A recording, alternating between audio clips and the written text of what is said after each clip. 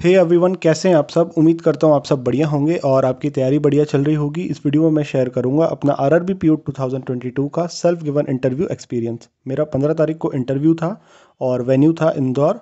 MPGB का head office Indore में ही है, तो सबका जितने भी लोग एमपी के उनका वहीं पे इंटरव्यू होता है। ठीक है। टोटल 4 पैनल थे, उसमें से मेरा था पैनल नंबर 3। तो मैं आपके साथ शेयर करूंगा एक एक चीज़, क्या उन्होंने मुझसे पूछा, किस तरह से मैंने आंसर्स दिए और कैसा मेरा एक्सपीरियंस रहा। उससे पहले मैं आपको बता देता हूँ कि क्या वेन्यू था और क्या चीज़ें थी। देखो, ये तो हमारा वेन्यू था। इस तरह से कुछ ये बिल्डिंग है C21 बिजनेस पार्क की जो दिखती है, उसके सेकंड फ्लोर पर एमपीजीबी का हेड ऑफिस है। और यहाँ पे इस तरह से हम पहले बैठे हुए थे। जैसे ही हम गए तो हमें यहाँ पे बैठाया गया और एक लिस्ट दी गई, तो उसके अकॉर्डिंग हमें अपने डॉक्यूमेंट्स को अरेंज करना था। ये वो लिस्ट है, आप इसका स्क्रीनशॉट ले लो। इन फ्यूचर आपको काम आएगी यदि आप बाद में ये वीडियो देख रहे हो तो इस तरह से आप इस ऑर्डर में ही आपको डॉक्यूमेंट्स को जमा कर ले जाना है। मेरा जो नंबर था वो 23rd था, उस मेरे बाद 2 लोग और थे, तो बस मेरा सबसे लास्ट में था। सुबह गया मैं 8:30 बजे, तो फ्री हुआ मैं लगभग 12:30 या 12:45 पे मैं फ्री हुआ और इंटरव्यू मेरा 10 मिनट से ज़्यादा ही चला। मेरे पहले जितने लोगों ने भी इंटरव्यू दिया वो ये बोल रहे थे कि बस 4-5 मिनट यार, कुछ नहीं ज़्यादा पूछ रहे हैं, कुछ नहीं ज़्यादा पूछ रहे हैं। लेकिन जस्ट जैसे ही मेरा नंबर आने वाला था, मैं कैबिन के बाहर ही बैठा था और उन्होंने टी ब्रेक ले लिया। उनकी चाय आई, उन्होंने आराम से चाय पी, बिस्किट खाए, बैठे रहे, वॉशरूम गए, बैठे रहे। कम से कम 10 मिनट 15 मिनट में वहीं बैठा रहा। तो जो बाहर वो सर बैठे थे मैनेजर में, उनसे ही बात करता रहा।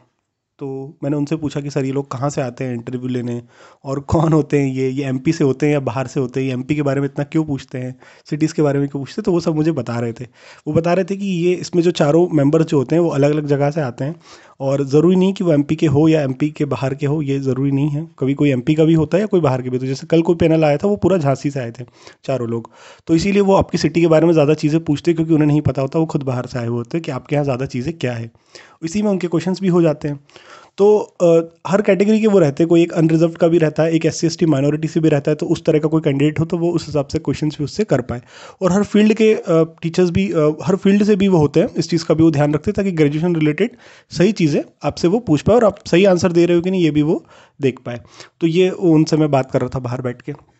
फिर मुझे भी लगा था कि मेरा इंटरव्यू कुछ इस तरह से चलेगा, 2-4 चीज़ें मुझसे ही पूछेंगे, घर के बारे में, फैमिली के बारे में, ग्रेजुएशन के बारे में, सिटी के बारे में, मेरा भी स्मूथली हो जाएगा। लेकिन ऐसा कुछ हुआ नहीं। टी ब्रेक के बाद उनमें अलग ही तरह की एनर्जी आ गई और काफ़ी चला यार मेरा इंटरव्यू। काफ़ी कुछ पूछा उन्होंने। ग्रेजुएशन से इतने क्वेश्चंस कर लिए, इंट्रोडक्शन में इतने क्वेश्चंस कर लिए, उसके बाद मुझे उन्होंने बोला चलो ठीक है, ये सब तो हो गया इंट्रोडक्शन, अब अपन आते हैं बैंकिंग की न्यूज़ पर। अपन बैंकिंग से रिलेटेड अब पूछ लेते हैं। तो मैंने कहा यार, अब स्टार्ट हुआ इंटरव्यू तो मेरा। तो लगभग 5-6 मिनट तो मेरा ये इंट्रोडक्शन ही चलता रहा। तो ये मैं क्वेश्चंस आपको बताता हूँ, ये मुझसे क्या पूछे। सबसे पहले उन्होंने पूछा हेमंत। तो पहले वही मैं अंदर गया, मैं एक एटेन बोला, फिर उन्होंने बोला आओ बैठो। फिर मैं बैठा, फिर मैंने विश किया सबको। पहले विश कर दिया था बैठने से पहले। फिर मैं बैठा, फिर उन्होंने पूछा कि आपके नाम का मतलब क्या है हेमंत। तो मैंने बताया कि सर ये हमारे हिंदू कैलेंडर में हेमंत एक महत्वपूर्ण ऋतु का नाम होता है, प्री विंटर इसको कहते हैं। तो ये मैंने अपने नाम का मतलब बताया। फिर उन्होंने कहा कि अपने बारे में और कुछ बताओ। तो फिर मैंने अपने बारे में बताया कि मैंने क्या किया है, मेरा नाम क्या है, मैं कहाँ से बिलोंग करता हूँ, मेरे फैमिली में कुल 5 सदस्य हैं, पापा क्या करते हैं, मम्मी क्या करती हैं, 2 छोटे सिस्टर हैं वो क्या करते हैं, ये सब मैंने उनको बताया। उसके बाद उन्होंने पूछा हेमंत ग्रेजुएशन में क्या किया है। तो फिर मैंने बताया सर, मैंने BSc किया इन फॉरेंसिक साइंस और यहीं से किया, इंदौर से, कॉलेज का नाम बताया। फिर उन्हें इंटरेस्ट आ गया इस सब्जेक्ट में, क्योंकि ये सब्जेक्ट ही ऐसा है, मुझे पता था, मैं प्रिपेयर भी करके गया था, लेकिन मुझे नहीं पता था कि वो क्या क्वेश्चंस पूछ लेंगे। तो उन्होंने इससे रिलेटेड बस ये पूछा कि ग्रेजुएशन में क्या किया। फिर ये पूछने लगे कि फिर बैंकिंग में क्यों जा रहे हो आप, इतना इंटरेस्टिंग आपका सब्जेक्ट है, चैलेंजिंग है। तो फिर मैंने उन्हें बताया कि सर क्या रीज़न है, मुझे प्राइवेट सेक्टर में जॉब नहीं करना थी और यदि मुझे इसी सेक्टर में गवर्नमेंट में कंटिन्यू करना था तो मुझे इसमें भी फिर आगे अच्छे बड़े एग्जाम्स की तैयारी करना ही पड़ती। तो मैंने बैंकिंग को चूज़ किया और जल्दी मैं यहाँ पर जॉब लेकर सेटल हो सकता हूँ और मुझे यहाँ का वर्क कल्चर अच्छा लगता है, ग्रोथ और ये सब। मैंने उनको वो सेम चीज़ें जो सब बोलते हैं वही सब मैंने उन्हें बोला। फिर उन्होंने पूछा कि आपकी फैमिली में कोई बैंकर है। तो मैंने कहा नहीं सर, फैमिली में तो कोई बैंकर नहीं है, I will be the first one, मतलब मैं ही फर्स्ट रहूँगा। हिंदी मैंने इंग्लिश में कुछ भी नहीं बोला, मैंने हिंदी में ही सब कुछ बोला। फिर उन्होंने पूछा कि फिर आपको किससे प्रेरणा मिली बैंकर बनने की, आपको क्या इंस्पायर किया। फिर मैंने उनको बताया कि सर मैं बैंक्स में जाता था, वहाँ का कल्चर देखता था, जो ऑफिशियल्स काम करते थे उन्हें देखकर मुझे लगता था कि हाँ, मैं भी इस तरह से काम कर सकता हूँ इन फ्यूचर और ये मेरे लिए बहुत ज़्यादा सूटेबल रहेगा और इस गोल को मैं जल्दी से अचीव करके सेटल हो सकता हूँ लाइफ में, other government sector, other government jobs की बात से कंपेयर करें तो। ऐसा मैंने उन्हें बताया। फिर वो बोलते हैं आज का न्यूज़पेपर पढ़कर आए हो आप। तो मैंने बोला नहीं सर, जल्दी आना था, 8 बजे रिपोर्टिंग था, न्यूज़पेपर तो नहीं पढ़कर आ पाया। बस यही मैंने बोला कि न्यूज़पेपर से मुझे कुछ नहीं पता। तो फिर उन्होंने न्यूज़पेपर से कुछ पूछा भी नहीं। फिर उन्होंने पूछा कि आप ऑफिसर हो, एक कंडीशनल क्वेश्चन यहाँ पे उन्होंने दिया, ये आप ऑफिसर हो, बैंक में हो, तो क्या आपकी रिस्पॉन्सिबिलिटी यदि कस्टमर आता है तो मैंने उन्हें ये बताया कि सर यदि मैं बैंक में ऑफिसर हूँ। तो उन्होंने एक इसके साथ एक चीज़ ये भी बोली कि क्लियर कट आंसर देना, ज़्यादा कुछ इसको लेंदी करने की नहीं, जनरल वे में मैं पूछ रहा हूँ। मैंने कहा ठीक है सर।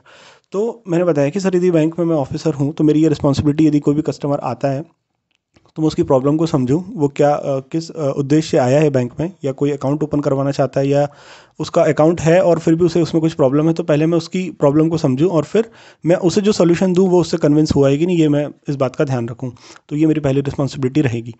और फिर सेकंड मैंने ये बताया कि जो मेरे कोलीग्स हैं, साथ में जो को वर्कर्स हैं, उनके साथ मेरा कैसा व्यवहार है, इस चीज़ का भी मैं ध्यान रखूँ।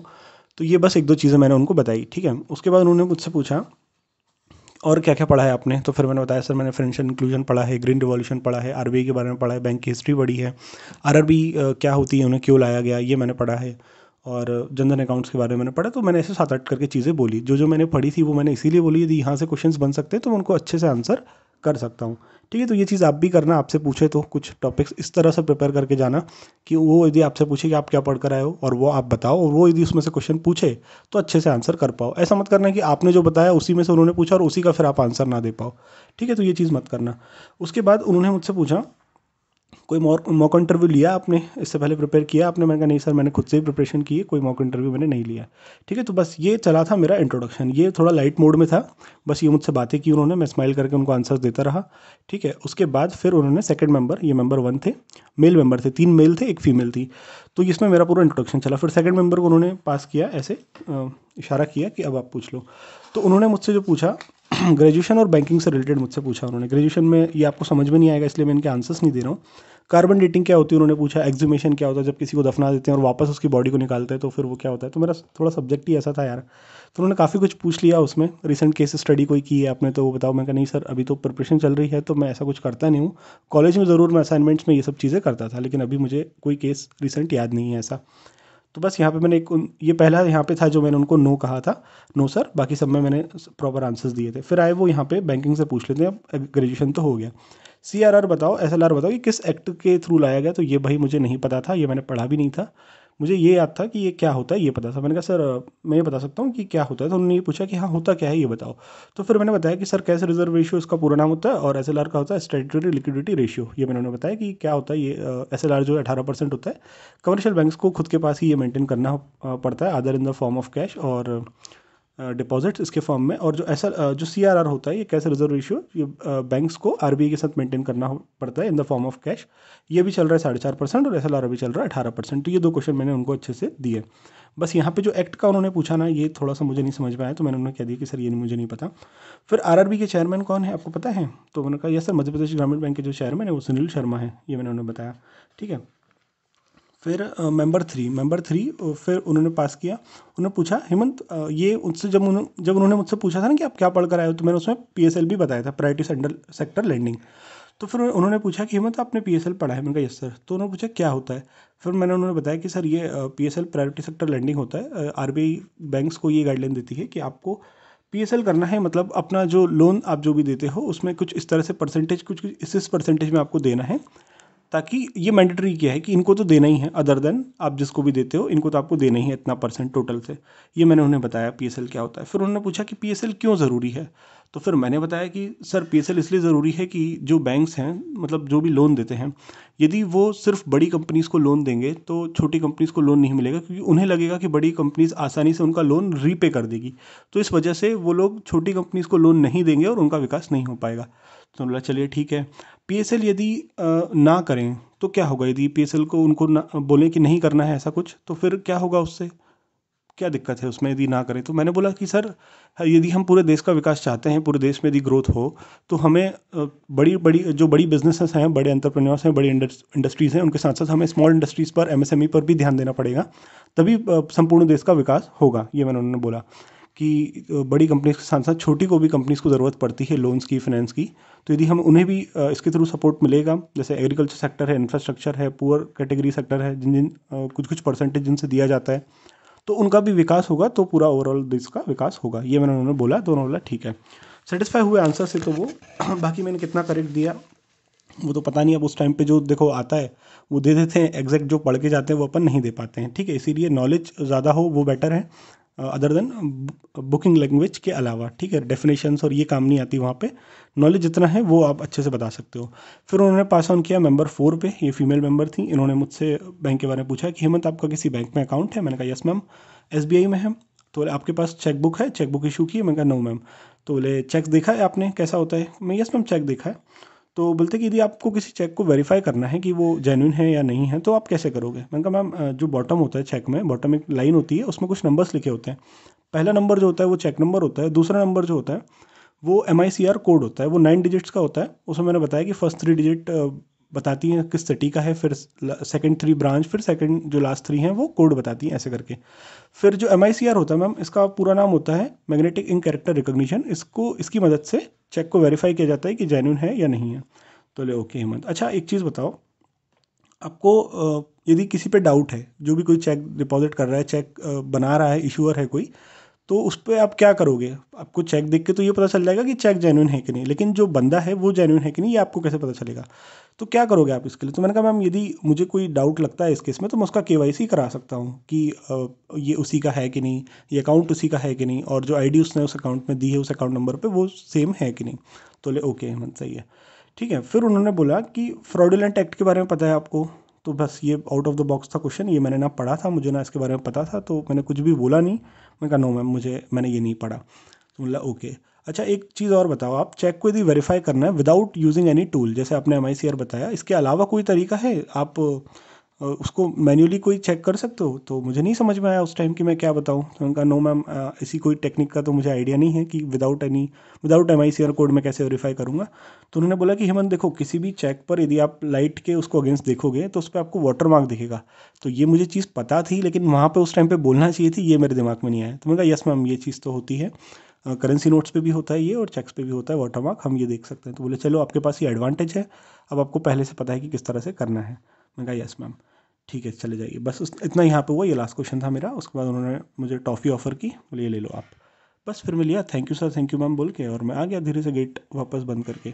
तो ये मेरा ओवरऑल एक्सपीरियंस था, कुछ इस तरह से मुझसे क्वेश्चंस पूछे थे। ये क्वेश्चंस आप भी देख कर अपने अकॉर्डिंग प्रिपेयर कर लेना। ग्रेजुएशन से बहुत ज़्यादा पूछते हैं, आपके सिटी से रिसेंट हेडलाइन क्या है वो ज़्यादा पूछते हैं, और वो ये पूछते हैं कि आप क्या पढ़ कर आए हो। तो इन बातों का आप ध्यान रखो, ये चीज़ें आप खुद से पढ़ के जाओ तो आपके पास एक एडवांटेज रहेगा बताने के लिए कि मैं ये पढ़ कर आया हूँ, तो आपसे काफ़ी क्वेश्चंस उसी से बन जाएंगे, ठीक है। तो ये मेरा ओवरऑल एक्सपीरियंस था, और मैं कोई बहुत ज़्यादा इससे एक्सपेक्टेशंस नहीं रख रहा हूँ कि बिल्कुल बस मेरा हो ही जाएगा, और क्योंकि मुझे नहीं पता कि मेरे मेंस पे मार्क्स कितने कम या ज़्यादा हैं, कट ऑफ से कितने ऊपर है ना। तो मुझे अभी IBPS PO मेंस अच्छे से देना है, फिर आगे SBI PO के लिए भी अच्छे से प्रिपेयर करना है। तो मैं इसको बस हो गया, बस अब ख़त्म, अब जब रिजल्ट आएगा तब देखेंगे, जो होगा सो होगा। स्टे पॉजिटिव, आप भी रहो मैं भी रह रहा हूँ वो तो, पर फिर भी डिपेंड नहीं होना पूरी तरह से किसी भी रिजल्ट पे, आपको आगे यदि अच्छे से प्रिपेयर करना है तो। ठीक है चलो मिलेंगे अगले वीडियो में। और 26 को मेंस है IBPS PO का, ऑल द वेरी बेस्ट। शायद मैं कोई वीडियो ना बनाऊँ क्योंकि मेरे को बहुत कम टाइम मिला है पढ़ने के लिए, अब काफ़ी कुछ मुझे पढ़ना है इन बचे हुए दिनों में, ठीक है। तो मिलते हैं अगले वीडियो में, till then goodbye, take very good care of yourself, bye.